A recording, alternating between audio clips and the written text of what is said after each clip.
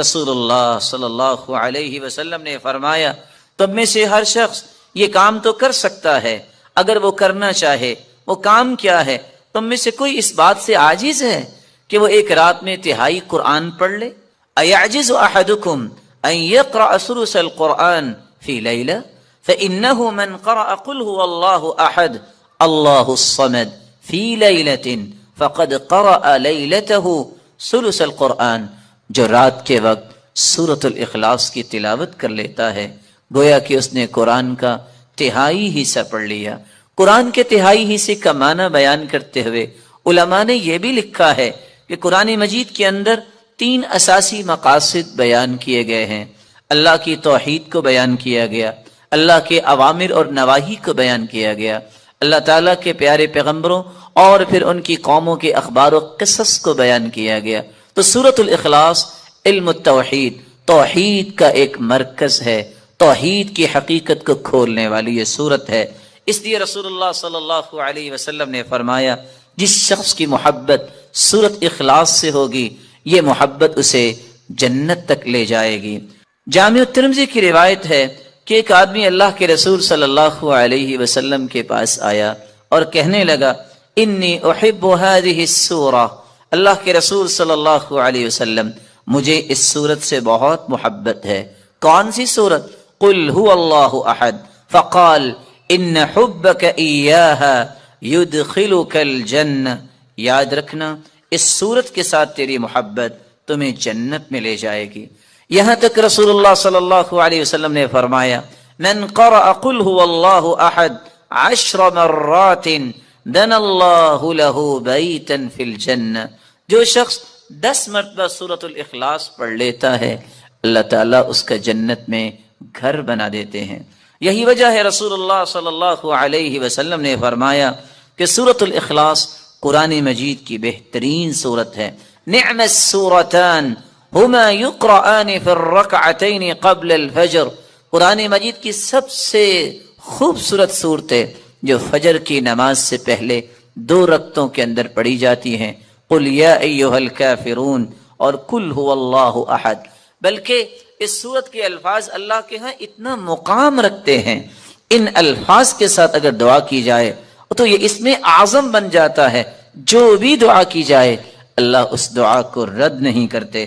رسول اللہ صلی اللہ علیہ وسلم کے صحابی بیان کرتے ہیں میں رسول اللہ صلی اللہ علیہ وسلم کے ساتھ مسجد میں داخل ہوا، ایک شخص نماز پڑھ رہا تھا اور دعا کر رہا تھا اللہم انی اسألک بأنی اشہد ان لا الہ الا انت الاحد الصمد الذي لم یلد ولم یولد ولم یکن له کفوا احد۔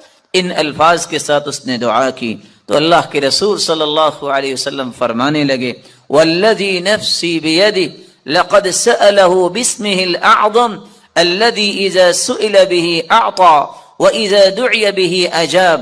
اس ذات کی قسم جس کے ہاتھ میں میری جان ہے، اس شخص نے اس میں اعظم کے ساتھ دعا کی، اور جو ان کلمات کے ساتھ دعا کرتا ہے جو بھی سوال کرتا ہے اللہ رب العزت اسے عطا کر دیتے ہیں، جو بھی دعا کرتا ہے اللہ رب العزت اس کی دعا کو قبول فرماتے ہیں۔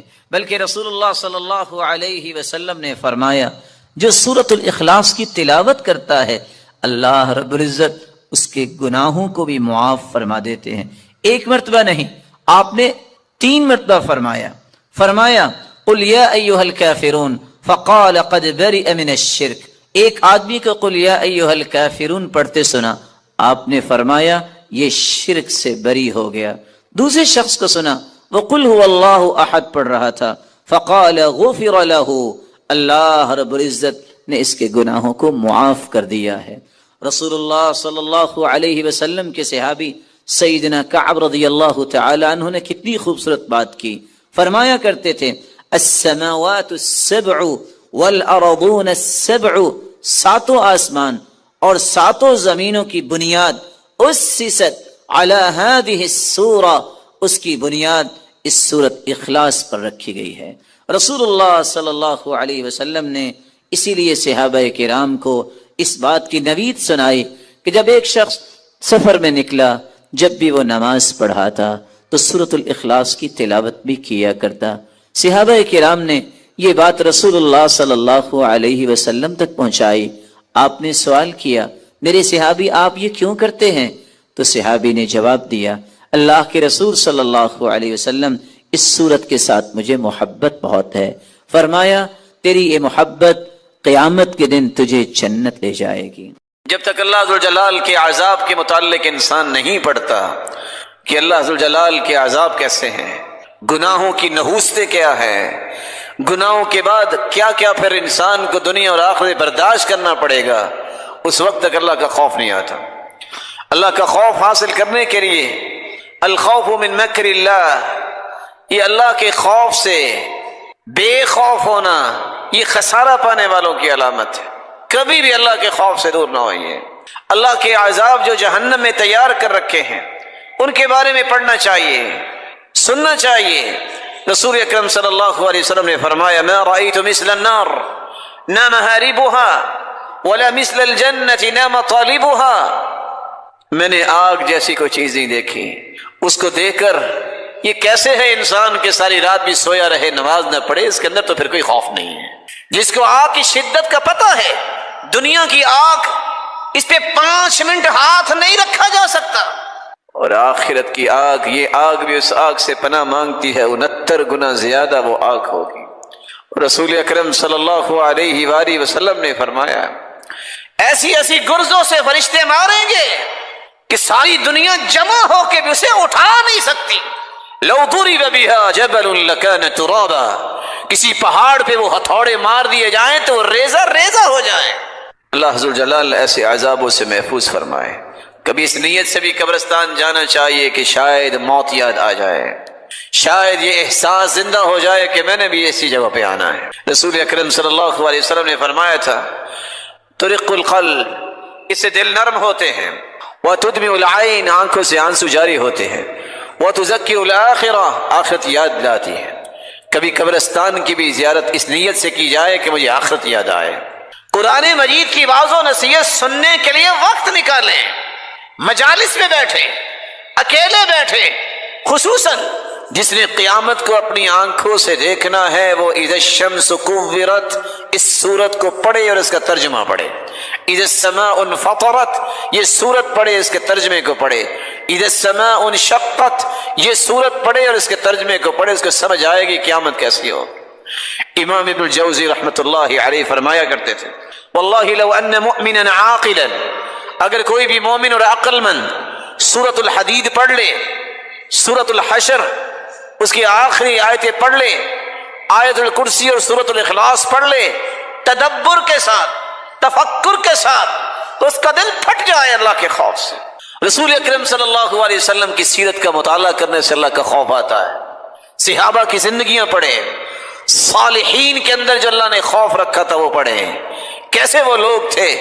عمر جس کے بارے میں اللہ کے رسول نے فرمایا، لو کان بعدی نبی لکان عمر، میرے بعد اگر کوئی نبی ہوتا تو وہ عمر ہوتا، لیکن نبوت کا دروازہ بند ہو گیا۔ اتنا بڑا انسان زمین پہ بیٹھا رو رہا ہے، فاخذت ابنا من الارض، ایک دھاگا اٹھاتا ہے اور رونے لگ جاتا ہے، اور ساتھ یہ کہتا ہے، یا لیتنی لم تلدنی امی، کاش میری ماں نے مجھے جنا نہ ہوتا، میں قیامت کو کیسے حساب دوں گا۔ وہ مومنوں کی ماں سیدہ عائشہ رضی اللہ تعالی عنہا، جن کے بارے میں اللہ کے رسول نے خوشخبری سنائی تھی، عائشہ تم دنیا میں بھی میری بیوی ہو تو جنت میں بھی بیوی ہو۔ اتنی بڑی خوشخبری سننے کے باوجود سیدہ عائشہ رضی اللہ تعالی عنہا اتنی رویا کرتی کہ ان کا دوپٹہ بھیگ جاتا۔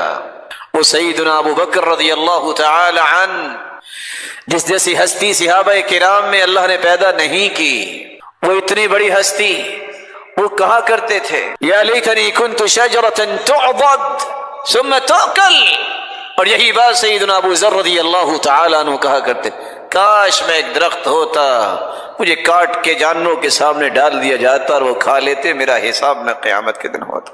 عطا جیسے لوگ جن کو اللہ نے کمال دیا تھا، رات کو اٹھتے اپنے ہاتھوں کو دیکھتے، کہیں میرے گناہوں کی وجہ سے میرے ہاتھ اور میرا جسم سیاہ تو نہیں ہو گیا، ہاتھ اٹھا دیتے، یا اللہ میرے گناہوں کی وجہ سے امت پہ کوئی مصیبت نہ آئے۔ جو لوگ ساری ساری رات رو کر گزارتے، یہ ان کی حالت تھی۔ اسما رضی اللہ تعالی عنہ اور سیدہ عائشہ رضی اللہ تعالی عنہ دونوں کے بارے میں یہ بات منقول ہے۔ قاسم بیان کرتے ہیں میں سیدہ عائشہ رضی اللہ تعالی عنہ کے پاس گیا اور وہ قیام میں کھڑی تھی اور یہ آیت پڑھ رہی تھی فَمَنَّ اللَّهُ عَلَيْنَا وَوَقَانَا عَذَابَ السَّمُومِ۔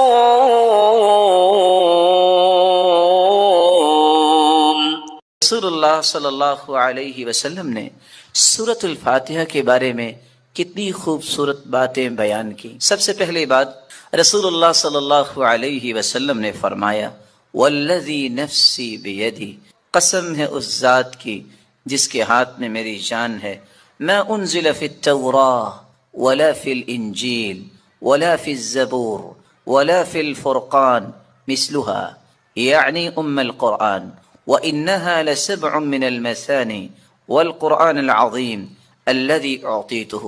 اللہ تعالیٰ نے آسمانی اور الہامی کتابوں میں سے نہ تو تورات میں ایسی صورت نازل کی، نہ انجیل میں ایسی صورت نازل کی، نہ ہی زبور میں ایسی کوئی صورت نازل کی، اور نہ ہی قرآن مجید میں ایسی صورت ہے جیسی اللہ تعالیٰ نے سورۃ الفاتحہ کو نازل کر کے اپنی مخلوق پر انعام کیا ہے۔ یہ 7 آیتیں بار بار پڑھی جانے والی ہیں۔ یہ القرآن بھی ہے، قرآن مجید کی ماں کا درجہ اس کو دیا گیا، الکتاب بھی ہے، یہ کتاب اللہ کی ماں کا درجہ دیا گیا اس کو۔ رسول اللہ صلی اللہ علیہ وسلم نے ایک دوسری روایت میں فرمایا کہ سورۃ الفاتحہ یہ ایک بے مثال نور ہے، ایک ایسی روشنی ہے۔ سیدنا عبداللہ ابن عباس رضی اللہ تعالی عنہ بیان کرتے ہیں بینما جبریل قاعد عند النبی صلی اللہ علیہ وسلم سمع نقیضا من فوقه فرفع رأسه فقال، رسول اللہ صلی اللہ علیہ وسلم کے پاس جبریل امین تشریف فرما تھے، اچانک سے ایک آواز آئی، رسول اللہ صلی اللہ علیہ وسلم نے اپنا سر مبارک اٹھایا اور پوچھا یہ آواز کیسی ہے؟ تو جبریل امین نے جواب دیا هذا باب من السماء فتح اليوم لم يفتح قط الا اليوم، آسمان کا یہ وہ دروازہ کھلا ہے جو آج تک نہیں کھلا تھا۔ فنزل منه ملک، اور اس دروازے سے ایک فرشتہ زمین کی طرف اترا ہے۔ فقال هذا ملک نزل الى الارض لم ينزل قط، پہلے نہیں اتارا گیا یہ فرشتہ الا اليوم، آج ہی اس کو اترنے کا حکم دیا گیا۔ فسلم، اور اس فرشتے نے اتر کر سلام کہا۔ وقال ابشر بنورین، اے اللہ کے محبوب 2 روشنیوں کے لیے، 2 روشنیاں اور 2 نوروں کے ساتھ آپ کو خوشخبری دینے آیا ہوں۔ اوتیتہما لم یؤتہما نبی قط قبلک، ایسے نور جو آپ سے پہلے کسی نبی کو عطا نہیں کیے گئے۔ فاتحۃ الکتاب، ایک سورۃ الفاتحہ ہے، وخواتیم سورۃ البقرہ، اور سورۃ البقرہ کی آخری آیات ہیں۔ لن تقرأ بحرف منہما الا اعطیت، سورۃ البقرہ کی آخری آیتیں اور سورۃ الفاتحہ کا کوئی بھی حرف آپ پڑھیں تو اللہ رب العزت اس ایک ایک حرف کے بدلے عطائیں کرتے ہیں، اور یہ روایت صحیح ترغیب میں موجود ہے۔ بلکہ رسول اللہ صلی اللہ علیہ وسلم نے اس سورت کی عظمت کو بیان کرتے ہوئے صحابہ کرام کو کتنی خوبصورت بات سمجھائی۔ صحیح بخاری کا وہ واقعہ کتنا مشہور ہے کہ جب صحابہ کرام بنی سلیم کے قبیلے میں پہنچے، جب پتہ چلا، ایک آنے والی عورت نے بتایا کہ ہمارے قبیلے کے سردار کو بچھو نے کاٹ لیا ہے، کیا آپ کے پاس کوئی ایسا شخص ہے جو شخص دم کر سکتا ہو؟ تو رسول اللہ صلی اللہ علیہ وسلم کے ایک صحابی جنہوں نے صرف سورۃ الفاتحہ تلاوت کی اور اس کو دم کر دیا، رسول اللہ صلی اللہ علیہ وسلم کے اس صحابی نے اس سورۃ الفاتحہ کو پڑھنے کے بعد جب دم کیا تو وہ شخص ایسی شفا کی طرف چلا گیا، وَكَأَنَّمَا نُشِطَ مِنْ عِقَالٍ، جیسے کوئی گرہ باندھی ہو کھول دی جائے۔ رسول اللہ صلی اللہ علیہ وسلم کے صحابہ نے کہا جب تک اللہ کے رسول سے بات نہ ہو جائے تو یہ انہوں نے جو 30 بکریاں بطور عوض اس کے دیا ہے، ہم اس وقت تک کوئی بات نہیں کریں گے۔ جب رسول اللہ صلی اللہ علیہ وسلم کو یہ بات پہنچی، آپ نے فرمایا وَمَا كَانَ يُدْرِي أَنَّهَا رُقْيَ اقْسِمُوا وَاضْرِبُوا لِي بِسَهْمٍ، آپ کو پتہ نہیں اللہ تعالیٰ نے اس صورت کو شفا بنا کے، اس صورت کو دم بنا کے نازل کیا ہے۔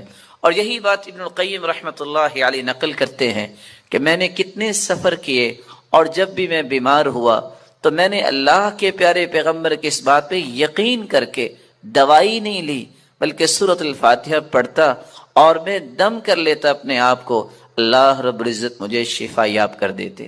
سورۃ الفاتحہ یہ عظیم ترین سورت ہے۔ رسول اللہ صلی اللہ علیہ وسلم کے صحابی سیدنا ابو سعید بن معلی بیان کرتے ہیں، مر بی النبی صلی اللہ علیہ وسلم وانا اصلی، اللہ کے رسول صلی اللہ علیہ وسلم میرے پاس سے گزرے، میں نماز پڑھ رہا تھا، مجھے انہوں نے آواز دی، میں نے سلام پھیرا، اور سلام پھیرنے کے بعد اللہ کے رسول صلی اللہ علیہ وسلم کی خدمت اقدس میں حاضر ہوا۔ آپ نے فرمایا میں نے آپ کو آواز دی، الم یقل اللہ یا ایھا الذین آمنوا استجیبوا للہ وللرسول، آپ نے اللہ کا یہ کلام نہیں سنا کہ جب اللہ اور اس کے رسول کی بات ہو تو اس بات کو فوراً مانو، لبیک کہو۔ کہا اللہ کے رسول صلی اللہ علیہ وسلم میں نماز پڑھ رہا تھا۔ پھر اللہ کے رسول صلی اللہ علیہ وسلم نے فرمایا الا اعلمک اعظم سورۃ فی القرآن قبل ان اخرج، کیا میں تمہیں قرآن مجید کی سب سے عظیم سورت نہ سکھا دوں اس سے پہلے کہ تم مسجد سے نکل جاؤ، اپنے گھر کو لوٹ جاؤ؟ میں نے کہا کیوں نہیں؟ تو رسول اللہ صلی اللہ علیہ وسلم نے جو سورت سکھائی، جو قرآن مجید کی عظیم ترین سورت ہے، وہ سورۃ الفاتحہ کی تعلیم دی۔ یہی وجہ ہے رسول اللہ صلی اللہ علیہ وسلم نے یہ فیصلہ سنا دیا، کاش اس فیصلے کو بھی امت مان لے، لا صلاۃ لمن لم یقرأ بفاتحۃ الکتاب، جو شخص نماز کے اندر سورۃ الفاتحہ نہیں پڑھتا اس کی نماز نہیں ہوتی، جیسا کہ صحیح بخاری کی روایت ہے۔ اور صحابی تو بیان کرتے ہیں، عبادہ بن صامت رضی اللہ تعالی عنہ کہ فجر کی نماز ہم نے پڑھی اللہ کے رسول صلی اللہ علیہ وسلم کے پیچھے، جب رسول اللہ صلی اللہ علیہ وسلم قرآن کی تلاوت کر رہے تھے، فثقلت علیہ القراءۃ، قرات آپ پہ بوجھل ہوئی، رسول اللہ صلی اللہ علیہ وسلم نے سلام پھیرا اور سوال کیا لعلکم تقرؤون خلف امامکم، کیا تم امام کے پیچھے بھی پڑھتے ہو؟ تو صحابہ کرام نے کہا جی ہاں۔ تو رسول اللہ صلی اللہ علیہ وسلم نے فرمایا لا تقرؤوا لا تفعلوا کما فی روایت اخری، دوسری روایت کے الفاظ ہیں لا تفعلوا الا بفاتحۃ الکتاب، امام کے پیچھے کھڑے ہو کر تم صرف سورۃ الفاتحہ پڑھا کرو، فإنہ لا صلاۃ لمن لم یقرأ بها، کیونکہ سورۃ الفاتحہ پڑھنے کے بغیر نماز نہیں ہوتی۔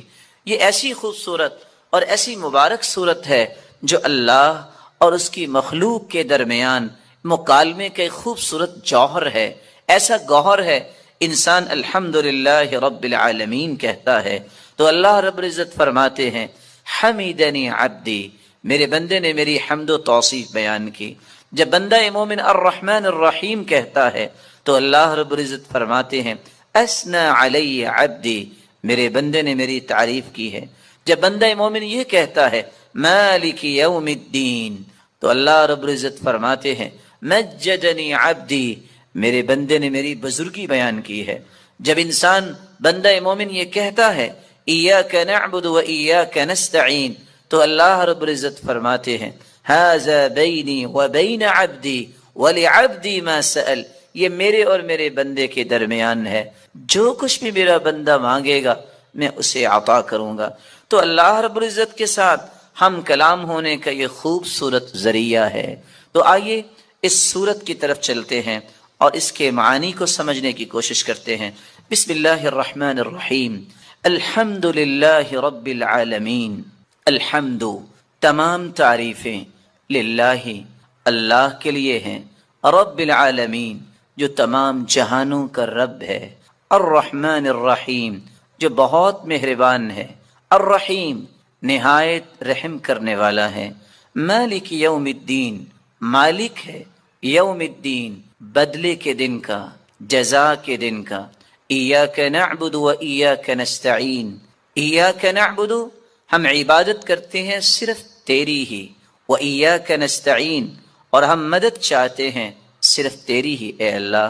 اہدنا الصراط المستقیم، ہدایت دے ہمیں، الصراط المستقیم سیدھے راستے کی، صراط الذین انعمت علیہم راستہ ان کا جن پر تو نے انعام کیا، غیر المغضوب علیہم نہ کہ ان کا راستہ جن پر غضب کیا گیا، ولا الضالین اور نہ ان کا راستہ جو گمراہ ہوئے۔